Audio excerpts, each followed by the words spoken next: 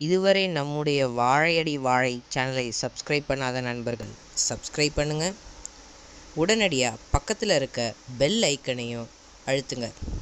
புத்தம் புது வீடியோக்கள் உங்களுக்காக காத்து கொண்டிருக்கிறது. வாழ்க வளமுடன்.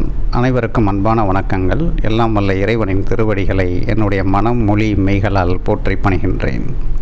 நம்முடைய வாழையடி வாழை யூடியூப் சேனலில் இன்றைய பதிவு ஒரு அறிவியல் விழிப்புணர்வு பதிவு. இந்த ஜனவரி மாதத்தில் வருகின்ற 26ஆம் நாள் நமது குடியரசு தினம். அன்றைய தினத்தில் மறைந்த ஒரு மிகப்பெரிய அறிவியல் அறிஞர், நினைந்து போற்றத்தக்க அறிஞர் எட்வர்ட் ஜென்னர். அறிவியல் உலகத்திற்கு அவருடைய பங்களிப்பு என்ன என்று தெரிந்து கொள்ளப் போகிறோம். எப்படி சமயத்தில் அருளாளர்களின் தோற்றமும் மறைவும் கொண்டாடப்படுகிறதோ அதுபோல உலகத்திற்கு நன்மை பயக்கும் கண்டுபிடிப்புகளை அளித்த அறிவியலாளர்களையும் கொண்டாட வேண்டும் என்பதுதான் என் தனிப்பட்ட கருத்து. அருளாளர்கள் நம் உயிரின் முன்னேற்றத்திற்காக உழைத்த உத்தமர்கள். அறிவியல் அறிஞர்களோ நம் நடைமுறை வாழ்வில் இப்பிறவியில் நோயற்ற வாழ்வு வாழ உழைத்தவர்கள். அதாவது உடலுக்காக, உடல் நலத்திற்காக உழைத்தவர்கள். இருவரையுமே கடவுள்தான் தயார் செய்து அனுப்புகின்றான். ஆன்மீகத்தையும் அறிவியலையும் இரு கண்களாக கொண்டால் காட்சி தெளிவாகிவிடும். ஸ்மால் பாக்ஸ் என்பது மனிதர்களை தாக்குகின்ற ஒரு வகை அம்மை நோய். இதற்கு காரணமான நுண்ணுயிரி ஒரு வைரஸ். அதன் பெயர் வேரியோலா வைரஸ். கவுபாக்ஸ் என்பது கால்நடைகளை தாக்குகின்ற ஒரு வகை அம்மை நோய். இதற்கு காரணமான நுண்ணுயிரி வேக்சீனியா வைரஸ். இரண்டுமே வைரஸ் கிருமிகள் தான். ஆனால் இரண்டும் ஒன்றல்ல, இரண்டும் வெவ்வேறான கிருமிகள். எளிதில் புரிந்து கொள்வதற்காக ஒரு சிறு உதாரணம். ஒரே பிரசவத்தில் தோன்றிய இரட்டையர்கள் போல் உருவத்தில் ஒற்றுமை உடையவைதான் இந்த இரண்டு வைரஸ்களும்.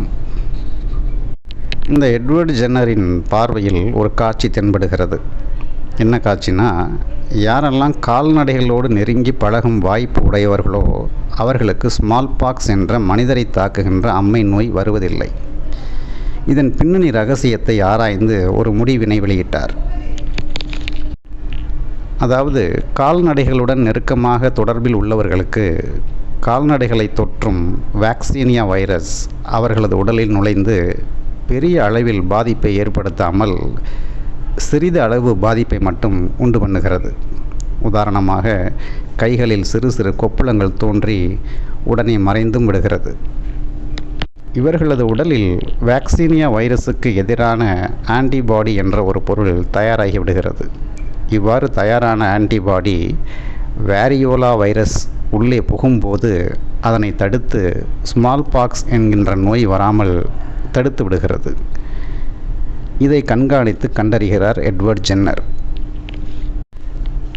இயற்கை கற்றுக் கொடுத்த இந்த பாடத்தை செயற்கையாக்க விரும்பினார் எட்வர்ட் ஜென்னர். அதற்காக சாரா நீம்ஸ் என்ற ஒரு பெண்ணின் கையில் உருவான கவுபாக்ஸ் கொப்புளங்கள், அந்த கொப்புளத்திலிருந்து சீல் பகுதியை எடுத்து பக்குவப்படுத்தி ஜேம்ஸ் பிப்ஸ் என்ற ஒரு சிறுவனுக்கு உடலில் செலுத்துகிறார். சில நாட்கள் கழித்து அவனது உடலில் ஸ்மால் பாக்ஸ் நோயிற்கான கிருமியான வேரியோலா வைரஸையும் செலுத்துகிறார். செலுத்தி அந்த சிறுவனுக்கு மனிதரை தாக்குகின்ற அம்மை நோய் வருகிறதா என்று கண்காணிக்கின்றார். அவர் எதிர்பார்த்தது போலவே அந்த சிறுவனுக்கு மனிதர்களை தாக்குகின்ற ஸ்மால் பாக்ஸ் பாதிப்பு அறவே இல்லை.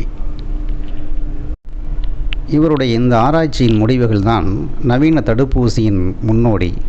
இதற்கு பின்பு வந்த அறிவியல் அறிஞர்கள் தொழில்நுட்பத்தை பயன்படுத்தி வெவ்வேறு வகையான தடுப்பூசிகளை கண்டறிந்து மனிதர்களை நோயிலிருந்து தற்காத்து கொள்ள உதவினார்கள். இந்த கொரோனா தொற்று காலத்தில் வேக்சின் அல்லது வேக்சினேஷன் என்ற வார்த்தை அனைவரது நாவிலும் சுழல்கிறது. இந்த தருணத்தில் இதற்கு முன்னோடியாய் இருந்த அறிவியல் அறிஞர்களை நினைவு கூறுவது இன்றியமையாதது. நன்றி என்ற வார்த்தையை உயிர் உணர்வாக கொண்ட தமிழர்களாகிய நாம் நாடு, இனம், மதம், ஜாதி கடந்து இத்தகைய விஞ்ஞானிகளை போற்றுதல் நம் கடமையாகிறது.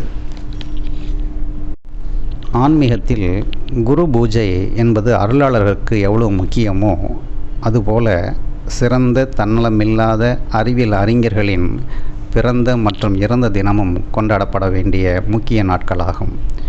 எனவே வருகின்ற ஜனவரி 26ஆம் தேதியன்று வாட்ஸ்அப் ப்ரொஃபைல் பிக்சரில் நம் தேசிய கொடியையும் எட்வர்ட் ஜென்னர் புகைப்படத்தையும் வைத்து மரியாதை செலுத்துவோம்.